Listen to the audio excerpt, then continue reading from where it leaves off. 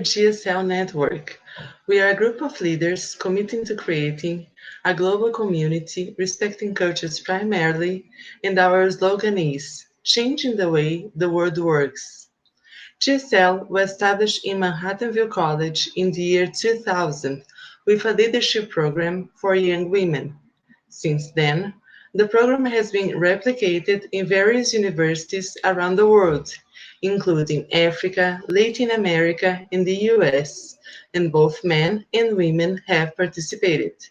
The objective of this conference is to continue multiplying our knowledge so that all of you can put into action what we have learned today to create a better world. My name is Erika Treptow. I am a physician specialized in sleep medicine, and I had the honor to participate of the first GSL program in the year 2000 and also in our reunion in the year 2017. Today, my presentation is about sleep medicine. We are going to talk about the importance of sleep.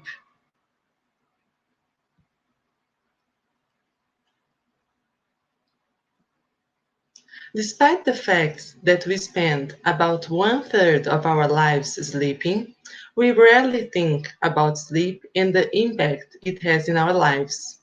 During the next few minutes, we are going to talk a little bit about good sleeping habits and also the harmful effects of sleep deprivation. Also, we will understand the most common sleep disorders. Women are constantly under huge demands. It's not easy balancing work and home. Usually, women still do the majority of the child care and housework, and sometimes it feels like we need to be superwomen. But what about sleep? How many hours of sleep are you getting? Are you finding some time for rest? Well, believe me, sleep is one of your most important superpowers, and the quality of your sleep reflects in every activity of your day. But why do we sleep? Well, this is a complex question, still not totally understood. However, the scientists already know that sleep is not a passive state. During sleep, many parts of our brain keep working, especially to process and store the incredible amount of information we receive during the day. Sleep is very, very important for restoration. Our body has a natural and internal process that is called circadian rhythms that regulates the sleep and the wake cycle. Our brain activity, hormone production, cell regeneration, and many biological activities respond to this cycle. Melatonin, for example, as we can see in this graphic, is a hormone that helps to regulate this cycle. The release of melatonin starts in the beginning of the evening, making our body understand that it's time to go to bed. When we talk about sleep medicine, one of the most frequent questions asked is how much sleep do we really need? Well, the answer is it depends. As we can see in this graphic, children and adolescents need more hours of sleep. This is very important for the development or for the physical and mental development of them. On the other hand, adults need something around 6 to 8 hours of sleep per night. So it's wrong to say that everyone should sleep 8 hours per night. During our sleep, we divide sleep in different stages. We have 4 stages of sleep. Stages 1 and 2 are more superficial, and they happen especially in the first half of the night.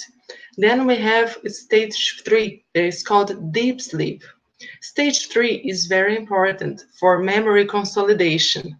And we also have what is called REM sleep. REM stands for rapid eye movement, and it's the stage of sleep when we dream the most. Well, now we are going to talk a little bit about good sleeping habits. How do we improve our sleep quality? When we talk the word sleep hygiene is related to behavioral and environmental practices intended to promote sleep quality. For a better night of sleep, one of the first recommendations is to keep a routine concerning the time to go to bed and the time to wake up, just like we do with our meals. It is important to have a light meal at night and stop eating something around 2 to 3 hours before going to bed.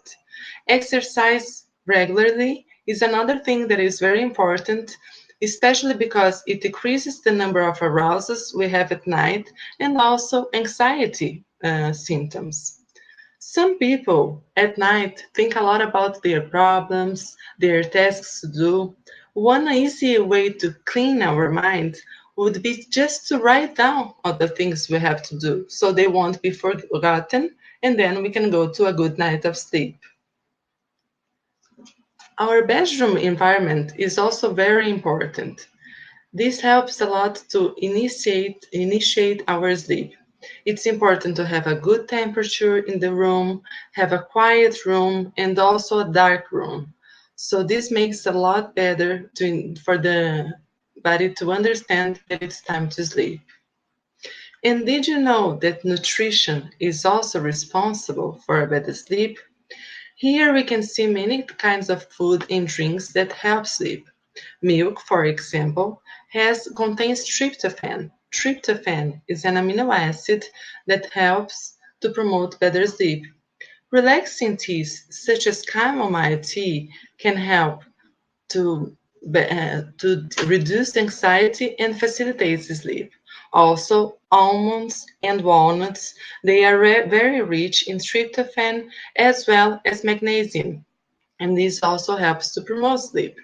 When we talk about fish, salmon, cod, tuna, all of those help your sleep too. And rice. Rice has a high glycemic index, and this also can help you to go to bed. On the other hand, we also have some bad sleep habits, some things that will make your night worse. One of the most important of them is alcohol ingestion. What is the problem? Alcohol ingestion relaxes your airway musculature and may promote sleep apneas. Also, alcohol ingestion is related to worse quality of sleep, more arousals, and also no restorative sleep. Overthinking disturbs sleep onset and maintenance. One of the most important harms for sleep nowadays is electronics. When we talk about cell phones, tablets, computers, television, all of them release what we call the blue light, and this blue light can delay your sleep onset. Well, this is the mechanism how blue light works. All these like tablets and cell phones, they emit blue light. This blue light acts directly at the pineal gland. There is a gland that we have inside our brain, and this gland is responsible for the production of melatonin. Melatonin, as we said before, is a hormone that helps our body understand that it's time to go to bed. So, if we stop the release of melatonin, our body understands, well, I see light outside. So it's not time to go to sleep. I should be awake. And then it's worse to start sleeping. This study is very interesting because it shows that not only the light that those electrons emit, but also when we use them too close to our eyes, the angle that we use our cell phone, for example, if it's an angle that it's really close and a really close angle from your eyes, it increases the luminance. So it's even worse the type of light they emit. Well, here we can summarize all this sleep hygiene in this slide. So, before going to bed, at least something around 3 to 4 hours, it's good to stop drinking coffee, tea, also, for example, drinks like Coca-Cola because they are very stimulant. alcohol, stop smoking for the people who smoke, and try to have a light meal at night. Please try not to have many stimulus during the night. For example, horror and action movies, the gadgets, and exercise. Although it's good for your sleep, if you exercise too hard, this might have some problems when you try to go to sleep. What is good to start sleeping? To have a light exercise, a good temperature inside your room, do some relaxing activity like a little reading, some meditation, and also think about good things before going into bed. Now we'll talk a little bit about the most prevalent sleep disturbances.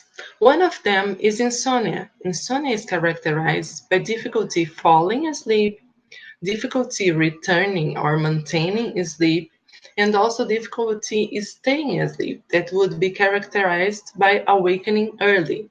And all these difficulties, they are when they come together with disruption of your daily life, then it's called insomnia. To understand a little bit how insomnia acts, it's easy when we understand the 3P model. The 3P model talks about some factors that are related to the start, maintenance, and perpetuation of insomnia. Predisposing factors are psychological or biological characteristics that increase the vulnerability for sleep difficulties. For example, like genetic, anxiety, female gender. Precipitating factors may initiate an episode of insomnia, like the death of a loved one, divorce, medication, etc. And finally, perpetuating factors maintain or exacerbate sleep difficulties like bad sleeping habits and beliefs. When we talk about treatment of insomnia, the first line treatment is called cognitive behavioral therapy. This is a special kind of therapy, particular for insomnia, that will understand a little bit your thoughts, your behavior, and when your emotion related to your sleep. It helps you to understand, for example, that it's not time you spend in bed that is going to give you a good night of sleep, but how you do it. Another way to treat insomnia is to try some mechanisms of relaxation. And nowadays, one of the most important ones is mindfulness. And for some people, we also indicate the use of melatonin. Melatonin, as we said, it's a hormone that helps you to start sleeping.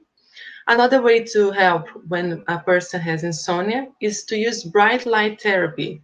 For example, we may use this bright light therapy in the morning. So then your body will understand, well, I see light, it's time to wake up, time to start my day. And we leave sleeping pills just for the non-responders. Sleep pills should be used for a little time, the less, the smaller amount possible, especially due to side effects. And another very common disturbance about sleep is called sleep apnea. Sleep apnea is a sleep disorder in which breathing is briefly and repeatedly interrupted during sleep.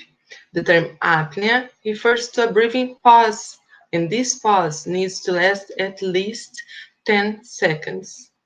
Here we can see an illustration of our airway.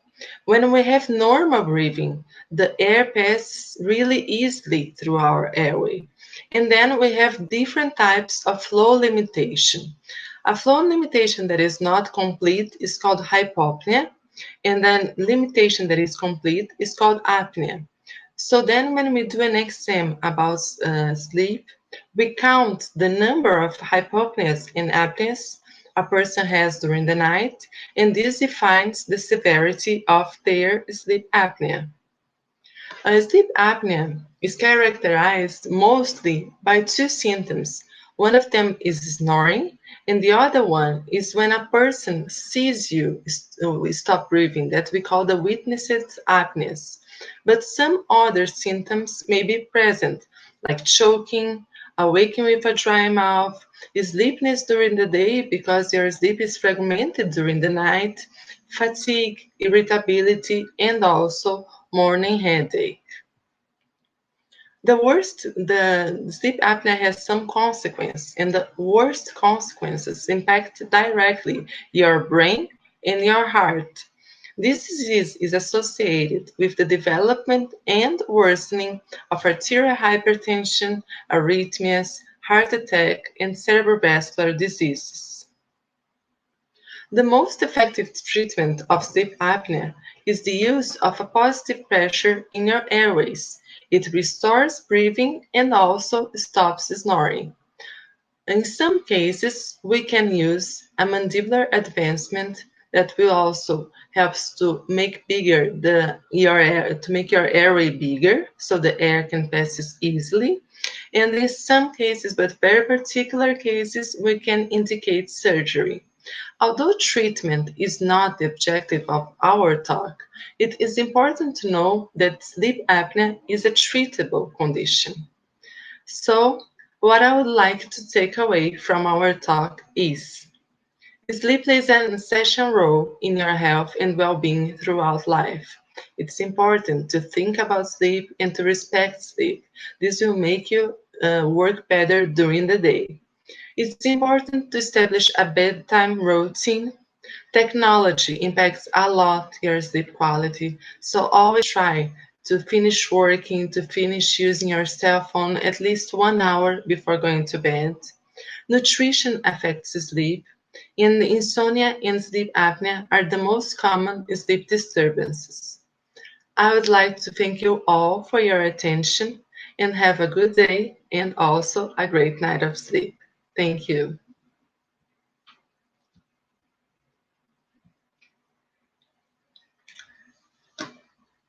Grabó. Huh?